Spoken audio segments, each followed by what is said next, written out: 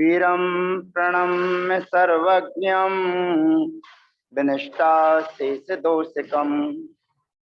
कातन्त्ररूपमालेयं बालबोधाय कथ्यते।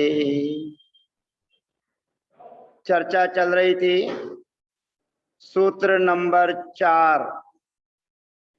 4 नंबर जो सूत्र हमारे बीच में आया है उस सूत्र नंबर 4 की चर्चा चल रही है। तेषां द्वौ द्वावन्योन्यस्य सवर्णौ, ये सूत्र जो हमारे बीच में आया है तेषां द्वौ द्वावन्योन्यस्य सवर्णौ, उन समान संज्ञक जो वर्ण हैं उन समान संज्ञक वर्णों में दो दो वर्णों की परस्पर में सवर्ण संज्ञा होती है।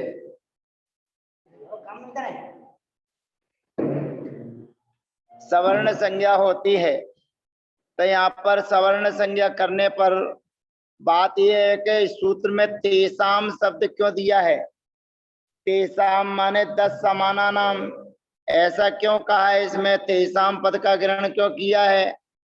तो कह रहे हैं तेसाम पद यदि हम नहीं कहते तो हम दो दो वर्णों की जो सवर्ण संज्ञा कर रहे हैं, तो जो 14 स्वर बताए गए थे उनमें से भी दो दो वर्णों की संज्ञा हम कर सकते थे, और तेसाम शब्द नहीं देते तो 10 समाना से भी हम दो दो का ग्रहण करते तो केवल दो की ही सवर्ण संज्ञा करते, अर्थात जिस क्रम से अक्षर लिखे हुए हैं उन्हीं की सवर्ण संज्ञा करते।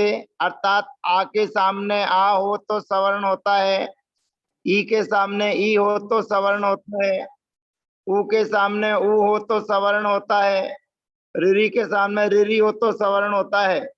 इन सब चीजों का निराकरण करने के लिए सूत्र में तेसाम पद इसलिए जोड़ा गया है कि तेसाम पद के होने पर, अर्थात इस जो आ और आ, ई और ऊ इस प्रकार से जो कथन किया है, इसको आप दो ह्रस्व और दो दीर्घों की सवर्ण संज्ञा करने के लिए सूत्र में तेसाम पद दिया है।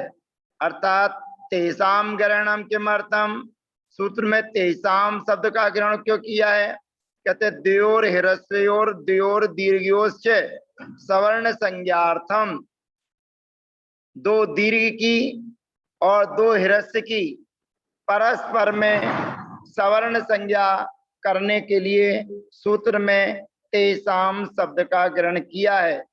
अब दो ह्रस्व और दो दीर्घ यानी कि 4 की सवर्णता हो जाती है। सवर्ण संज्ञा दो की होती है, पर उन दो वर्णों की सवर्ण संज्ञा होने पर उनको 4 प्रकार से व्यक्त किया जा सकता है। अब 4 प्रकार से व्यक्त करने का मतलब यह है कि आ ये क्रम हो गया, जैसा लिखा है वैसा हो गया, तो इसमें एक ह्रस्व है और एक दीर्घ है।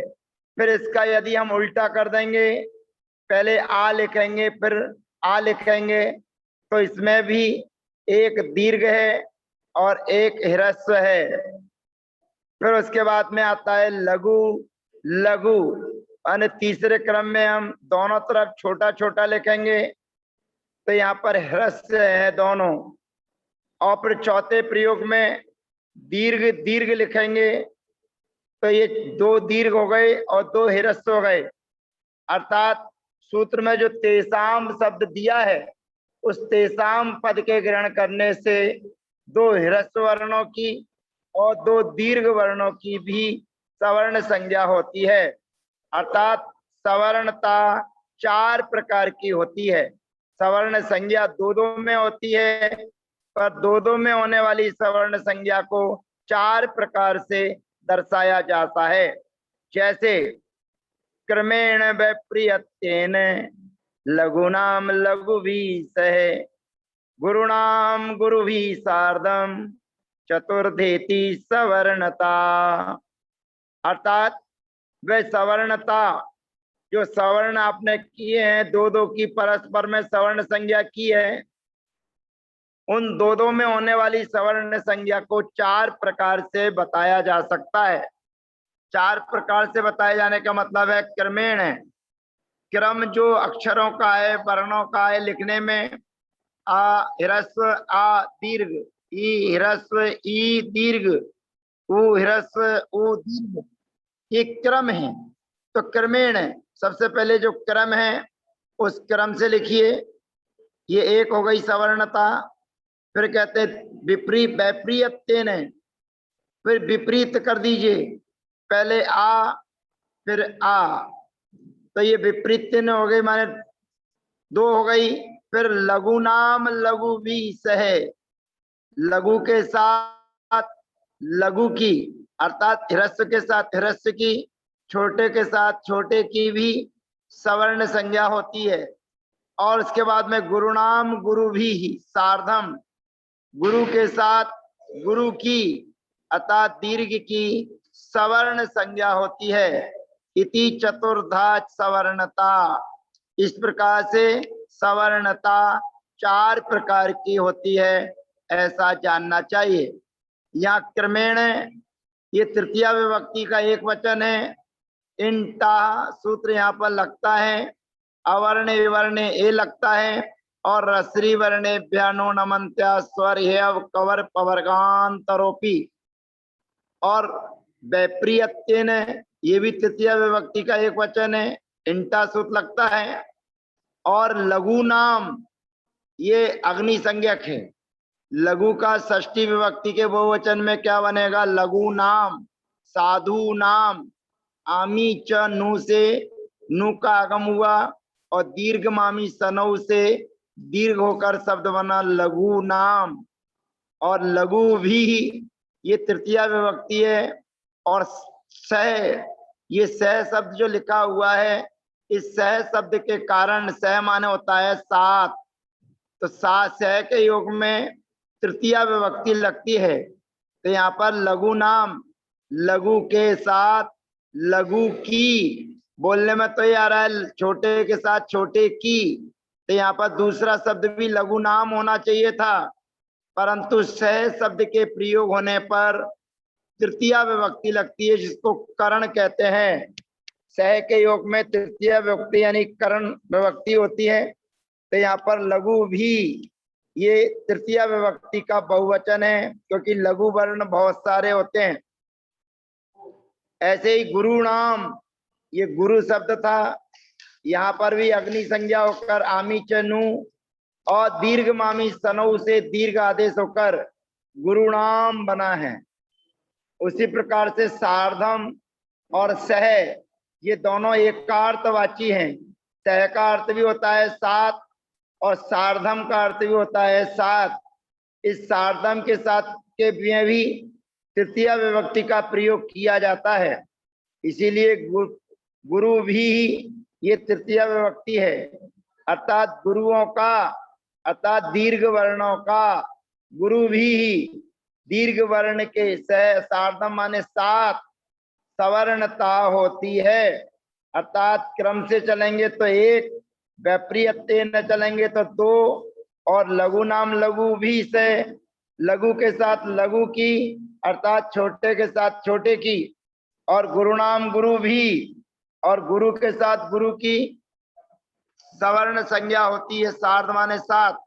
इस प्रकार सवर्णता चतुर्धा इति, यहाँ पर अवर्ण एवर्ण ए लगा है, तो यहाँ पर सवर्णता चार प्रकार की होती है, ऐसा जानना चाहिए। इसलिए सूत्र में तेसाम पद का ग्रहण, सवर्णता चार प्रकार की होती है, ऐसा जानना चाहिए। अब सवर्ण संज्ञा हो गई, सवर्णता हमने बता दी चार प्रकार से होती है, तो एक एक वर्ण की सवर्णता चार प्रकार से होती है, तो हमारे पास में पांच है। आ की सवर्णता चार प्रकार से आ आ आ आ आ आ आ आ, ऐसे ही ई को भी चार बार लिखिए, ऊ को भी चार बार लिखिए, और रिरी को भी चार बार लिखिए, और लिरी को भी। इस प्रकार सवर्णता चार प्रकार की होती है। जो समान संज्ञक हैं उनकी सवर्णता करेंगे तो प्रत्येक की चार चार बार सवर्णता हो जाती है। अब एक सूत्र आता है, सवर्ण संज्ञा का प्रसंग चल रहा है, इसलिए ऋकार लिकारो उच्चा, ये सूत्र कहता है ऋकार और लिकार की भी परस्पर में सवर्ण संज्ञा होती है। अब थोड़ा सा समझने वाली बात यह है कि ऋकार और लिकारो उच्च ये अलग से सूत्र कहने की क्या आवश्यकता है, और ये सूत्र कह दिया है तो उसके बाद कहना क्या चाहते हैं, करना क्या चाहते हैं। अभी कुछ दिन पूर्व हमारे पास में एक जिज्ञासा आई, तो जिज्ञासा आने पर सामने वाले ने कहा कि ऋकार और लिकार की परस्पर में सवर्ण संज्ञा होती है। तो परस्पर में सवर्ण संज्ञा होने से अब उन्होंने जैसा समझा वैसा शंका समाधान कर रहे हैं। तो कहते रिरी के सामने लिरी आए तो सवर्ण है, तो समाना सवर्णे दीर्घी भवती लग जाएगा। लिरी है और लिरी के सामने रिरी आए तो भी समाना सवर्णे दीर्घी भवती लग जाएगा, क्योंकि सवर्ण है। ऐसा कार्य गलत मत कर लेना। सवर्णता मतलब ये अलग चीज है, सवर्णता करना अलग चीज है और सवर्ण होना अलग है। तो ये परस्पर में सवर्ण नहीं है। सवर्ण संज्ञा का फल वास्तविकता में तो ये है कि सूत्र के द्वारा जो सवर्ण किया गया है दोनों को, इनकी उपयोगिता आपको इस ग्रंथ में उपलब्ध नहीं मिलेगी। परंतु अगर थोड़ा सा बारीकी दृष्टि से देखा जाए, सूक्ष्म दृष्टि से देखा जाए, तो एक किलिप्री धातु आती है, उस किलिप्री धातु के रा को ला रूप भी आदेश हो जाता है। तो वास्तव में तो यह है कि रिरी और लिरी की जो परस्पर में सवर्ण संज्ञा की जाती है वो अन्य व्याकरण के माध्यम से सिद्ध होती है। अन्य व्याकरण में एक सूत्र आता है उरण रपराहा, अर्थात ऊ के स्थान पर होने वाला आदेश रपर रूप होता है और रिरी के स्थान पर होने वाला आदेश रपर रूप और लिरी के स्थान पर होने वाला आदेश लपर रूप होता है। अर्थात आद गुणा एक सूत्र है, वहां पर रिरी और लिरी के स्थान पर आ आदेश होता है। तो वहां कहते हैं अगर रिरी के स्थान पर होता है तो वह रपर रूप होता है और लिरी के स्थान पर होता है तो वह लपर माने अल रूप होता है। अर और अल रूप होता है, वहां इस सूत्र की सार्थकता होती है। यहाँ पर सवर्ण संज्ञा इसलिए कर दी गई है कि लोकोपचाराद ग्रहण सिद्धि। आगे एक सूत्र आएगा कि जिन शब्दों की सिद्धि इस व्याकरण में यदि नहीं दर्शाई गई हो और उनका कथन किया जा रहा हो तो उनका प्रयोग लोक में प्रचलित होने वाली व्याकरण से लेना है। तो ऐसे ही यहाँ ऋकार और लिकार का प्रसंग इस व्याकरण में हल नहीं होता है, फिर भी आचार्य भगवंत ने सवर्ण संज्ञा की है। तो हमको केवल इतना जानना है कि रिरी और लिरी की परस्पर में सवर्ण संज्ञा होती है। सवर्ण संज्ञा करने का फल क्या है, इससे लाभ क्या है? तो इस ग्रंथ में सवर्ण संज्ञा का कोई फल, कोई लाभ नहीं दर्शाया गया है। इसलिए कोई ये कह के भ्रमित ना कर दे कि रिरी और लिरी की परस्पर में सवर्ण संज्ञा हुई है तो दोनों आमने सामने होने पर समाना सवर्णे दीर्घी भवती परस्य लोपम हम ये काम कर दें, अन्यथा अनर्गल प्रवृत्ति हमको नहीं करना है। केवल सवर्ण संज्ञा बताई है तो मात्र हमको सवर्ण संज्ञा करके आगे बढ़ना है। इसका प्रयोग अन्य जगह मिलता है। जैन व्याकरण में कातंत्र रूपमाला में इसकी उपयोगिता ना के बराबर है। अब हमारे पास में जो हमने समान संज्ञा की थी और समान संज्ञा में जो सवर्ण संज्ञा की थी तेसाम द्वौ त्वावन्योन्य से, तो जो सवर्ण ये परस्पर में जो सवर्ण संज्ञा हमारे द्वारा की गई थी, तो यहाँ पर कहते हैं जो आपने दो दो वर्ण की सवर्ण संज्ञा की है उन दोनों वर्णों को लिखिए। तो पहले लिखिए आ और उसके सामने लिखिए आ, फिर आ के नीचे ई लिखिए और आ के सामने ई लिखिए, फिर ई के नीचे ऊ लिखिए और ई के नीचे ऊ लिखिए, ऐसे दूर दूर आ ई क्रम से लिखते चले जाइए। तो लिखने पर थोड़ा दूर दूर लिखने पर आचार्य भगवंत कहते हैं पूर्वो हिरस्वाहा। ये पहले ही आपको बताया जा चुका है और पुनः आपको बताया जा रहा है। इस व्याकरण में जो पूर्व पद होगा, जो पहले कहा गया होगा, उसको पूर्व जानना, और जो बाद में कहा गया होगा उसको पर पद जानना चाहिए। अर्थात पहले कहा जाए उसको पूर्व, और जो बाद में कहा जाए उसको पर कहते हैं, ऐसा जानना चाहिए। तो कहते हैं पूर्वो ह्रस्वाहा, जो दो दो वर्णों की परस्पर में सवर्ण संज्ञा की है, उन दो दो वर्णों में जो पहले पहले का वर्ण है, पहले पहले का वर्ण मतलब आ ई उ रिरी लिरी, ये पांच जो हैं उनकी ह्रस्व संज्ञा होती है, अर्थात उनको ह्रस्व कहते हैं, उनको ही लघु भी कहते हैं। और उसके बाद जो दूसरा बचा हुआ है, सामने वाला बचा हुआ है, उसको कहते हैं परो दीर्घा। अर्थात पहले वाले वर्ण को ह्रस्व जानना या लघु जानना, और सामने वाला जो वर्ण है उसको परो दीर्घा, अर्थात जो सामने वाला वर्ण है वो दीर्घ है, ऐसा जानना चाहिए। अब यहाँ पर ये विशेष ध्यान रखना है कि रिकार लिकारो चा, चा माने और, रिकार और लिकार भी परस्पर में सवर्ण संज्ञक होते हैं। तो रिकार और लिकार ये दो मिलकर एक रूप हो गए हैं, इसलिए लिकारो ये प्रथमा विभक्ति का द्विवचन है।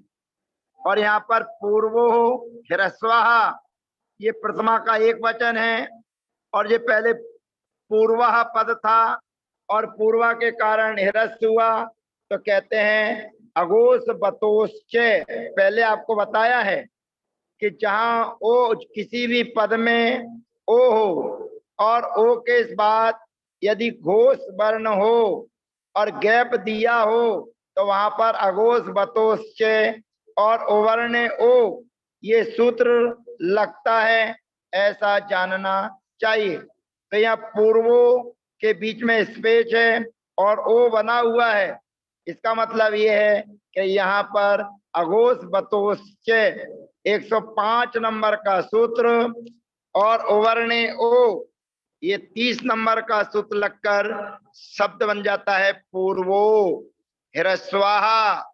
ऐसे ही परो दीर्घा, जो सामने वाला वर्ण है वो उसके सामने घोष है तो अघोष बतोश्च सूत्र लगेगा, अर्थात पर माने सामने वाला, सामने वाले का मतलब है आ बड़ा, ई बड़ी, ऊ बड़ा, रिरी और लिरी, ये बाद के जो पांच पांच अक्षर हैं इनको दीर्घ होते हैं, ऐसा जानना चाहिए। ये दीर्घ वर्ण कहलाते हैं, ऐसा जानना चाहिए। तो पूर्वो ह्रस्वाहा और परो दीर्घा। अब लास्ट में जो वर्ण है उसको दीर्घ कहते हैं।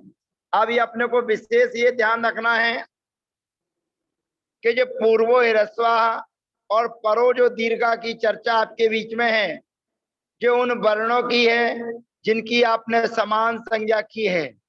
ये पूर्वो ह्रस्वा परो दीर्घा उन शब्दों के लिए है जहां पर आपने तेसाम द्वौ द्वावन्योन्यस्य सवर्णौ सूत्र से सवर्ण संज्ञा की है।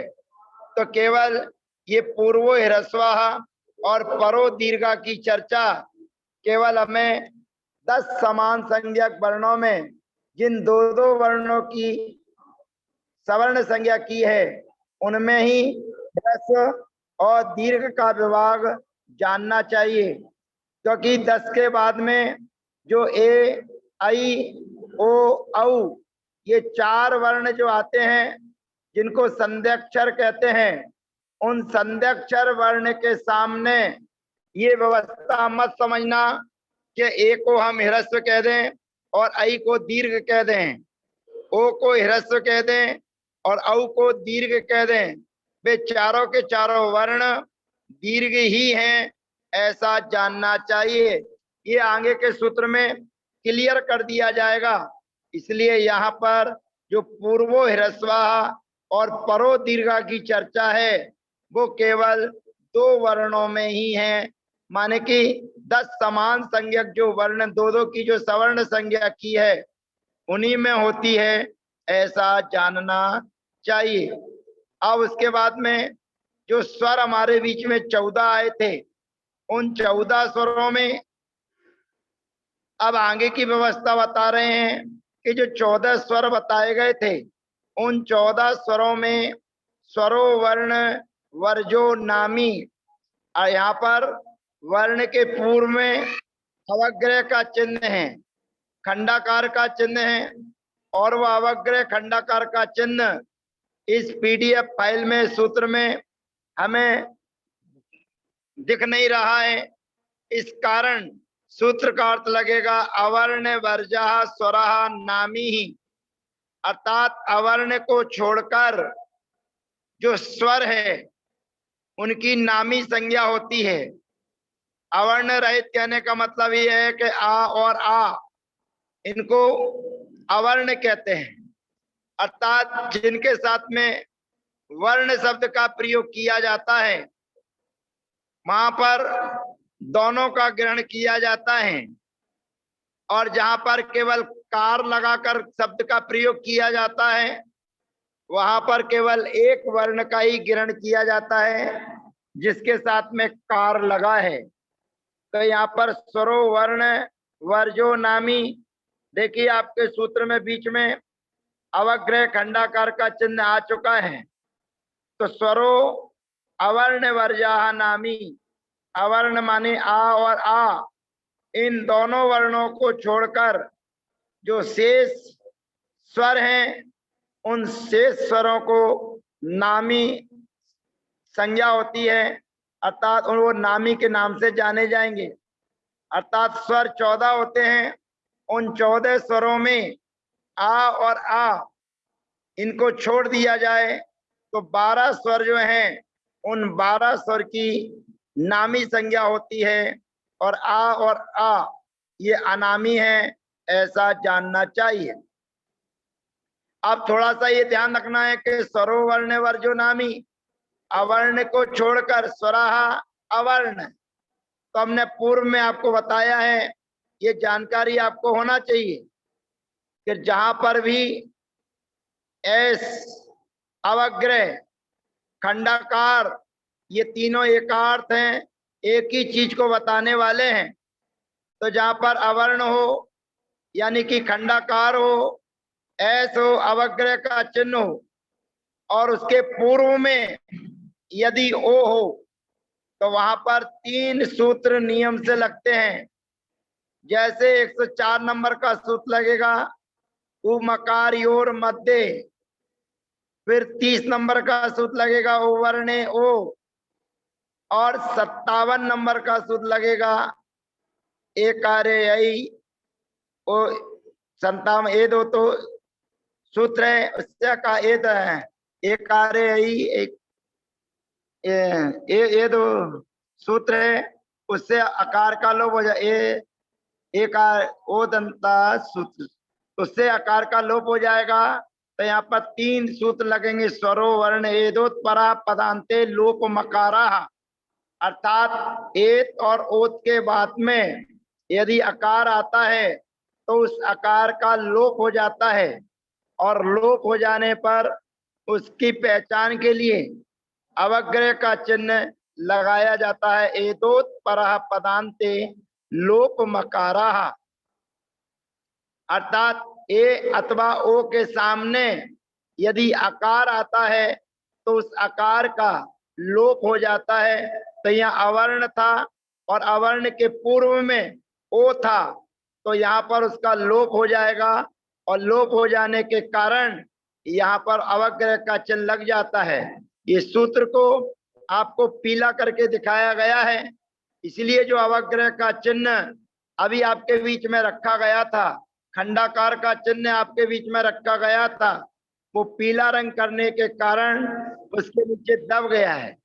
तो स्वराहा अवर्ण वर्जा नामी, अर्थात अवर्ण को वर्जा माने छोड़कर जो शेष स्वर हैं, अर्थात 12 जो स्वर हैं, उनकी नामी संज्ञा होती है, ऐसा जानना चाहिए।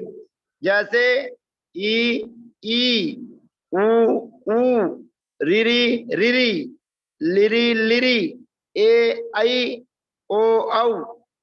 अब यहाँ पर विशेष आपको ध्यान रखना है, ये परिभाषा आपको याद रखना है कि सूत्र में दिया था अवर्ण है, तो कहते हैं अवर्ण से क्या जानना, क्या ग्रहण करना।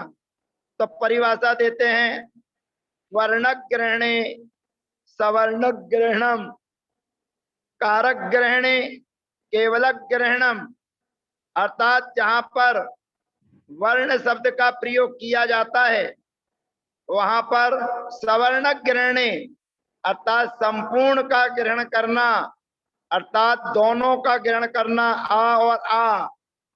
इवर्ण कहा जाए तो ई और ई, उवर्ण कहा जाए तो ऊ और ऊ। लेकिन इन शब्दों में यदि कार लगा के कहा जाए, अकार, इकार, आकार, तो जिनके सामने कार शब्द का प्रयोग किया जाता है वहां केवल उसी वर्ण को ग्रहण करना। ये परिभाषा आपको याद होना चाहिए। वर्ण ग्रहणे सवर्ण ग्रहणम और कारक ग्रहणे केवल ग्रहणम। तो वर्ण के ग्रहण करने पर संपूर्ण का ग्रहण करना चाहिए, सवर्ण का ग्रहण करना चाहिए, और कारक ग्रहणे केवल ग्रहणम, कारक के कहने पर केवल उसी शब्द का, उसी पद का ग्रहण करना है जो उसके सामने दर्शाया गया है।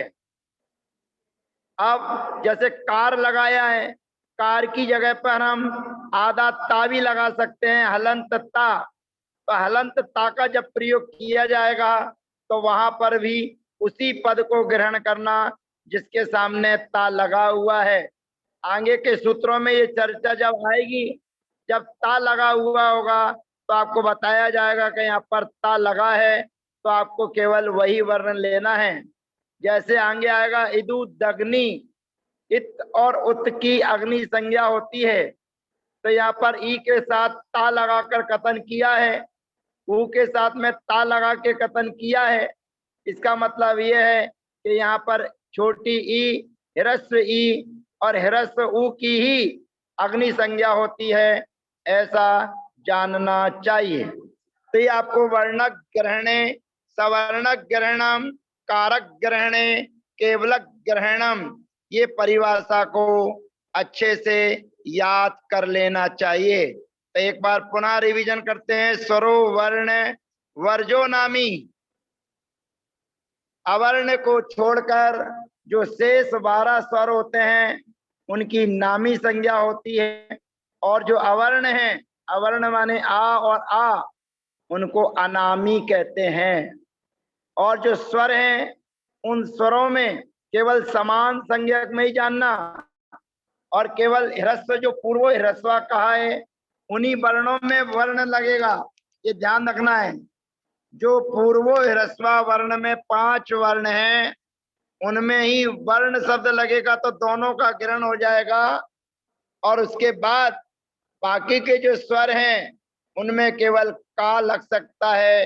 कार लगेगा तो उसी वर्ण का ग्रहण करना, जैसे अकार, इकार, उकार, आकार। तो कार शब्द के साथ में उन्हीं पदों का, शब्दों का ग्रहण करना चाहिए, ऐसा जानना चाहिए। तो ये परिभाषा आपको याद रहना चाहिए। वर्ण ग्रहणे सवर्ण ग्रहणम और कारक ग्रहणे केवल ग्रहणम। तो आज हमने जिन शब्दों को सीखा है, आज हम इतना ही आपके बीच में रखते हैं, और जो जो सूत्र हमने पढ़े हैं उन शब्दों का भी एक बार रिवीजन कर लेते हैं। आज हमने जाना है ऋकार लिकारो उच्चय, अर्थात ऋकार और लिकार की भी परस्पर में सवर्ण संज्ञा होती है, और जो सवर्ण संज्ञा जिनकी की है उनको 4 प्रकार से व्यक्त किया जाता है। क्रमेण, वैपरीत्येन, लघु नाम लघु भी और गुरु नाम गुरु भी, अर्थात लघु के साथ लघु की और गुरु के साथ गुरु की परस्पर में सवर्ण संज्ञा होती है। और जिनकी सवर्ण संज्ञा होती है उनमें पहले पहले का अक्षर पूर्वो हिरस्वाहा हिरस्व कहलाता है, और बाद वाला जो अक्षर है वो परो दीर्घाहा, अर्थात बाद वाले अक्षर को दीर्घ कहते हैं, ऐसा जानना चाहिए। और जो 14 स्वर बताए गए हैं उन 14 स्वरों में जो 12 होते हैं अवर्ण माने आ और आ को छोड़कर, जो शेष होते हैं उनको नामी कहते हैं, और केवल आ और आ ये 2 वर्णों को अनामी कहते हैं। शेष चर्चा हम अगले सत्र में आपके बीच में करेंगे। तो यहाँ पर सूत्र में अवर्ण वर्जा माने अवर्ण का मतलब होता है जिन शब्दों में जिन पदों में वर्ण शब्द लगा हो, अर्थात अवर्ण, एवर्ण, उवर्ण और लिवर्ण। तो यहाँ पर उससे दोनों का ग्रहण करना, अर्थात आ और आ, ई और ई, उ और उ, रिरी और रिरी, लिरी और लिरी। ये वर्ण शब्द केवल ह्रस्व वर्णों के साथ ही लगता है। कार शब्द सभी के साथ लग सकता है, किसी के साथ भी लग सकता है, और आधा ता भी किसी के साथ भी लग सकता है। तो आधा ता और कार ये शब्द जिसके साथ में लगते हैं वहां पर केवल उसी पद का ग्रहण करना जिसके साथ में कहा गया है। तो यहाँ पर वर्णक ग्रहणे सवर्णक ग्रहणम और कारक ग्रहणे केवलक ग्रहणम परिभाषा को स्मरण रखिएगा। शेष चर्चा हम आपसे अगले सत्र में करेंगे। तब तक के लिए हम आपसे विदा लेते हैं। जय जनेन्द्र, वंदना, यथा योग सभी का